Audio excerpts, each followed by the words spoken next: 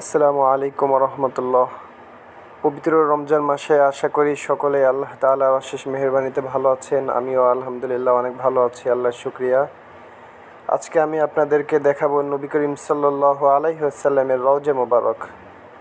যে আল্লাহ তাআলা রব্বুল আলামিন তার হাবিবকে যদি সৃষ্টি না করতেন, রাসূল করিম সাল্লাল্লাহু আলাইহি ওয়াসাল্লামকে যদি সৃষ্টি না করতেন, তাহলে আল্লাহ তাআলা আসমান, জমিন, চন্দ্র, সূর্য, নক্ষত্র, গ্রহ কোনো কিছুই আল্লাহ তাআলা সৃষ্টি করতেন না যদি না তার হাবিবকে সৃষ্টি করতো। সুবহানাল্লাহ।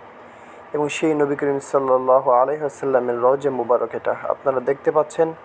বাম সাইডে যে গোল যে ছিদ্রটি দেখা যাচ্ছে, এখানে নবী করিম সাল্লাল্লাহু আলাইহি ওয়াসাল্লাম শুয়ে আছে এবং তার ডান পাশে শুয়ে আছে হযরত আবু বকর রাদিয়াল্লাহু তাআলা আনহু এবং তার বামে শুয়ে আছে হযরত ওমর রাদিয়াল্লাহু তাআলা আনহু।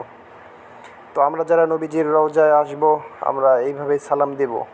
খুব হালকা আওয়াজে আমরা সালাম দেব।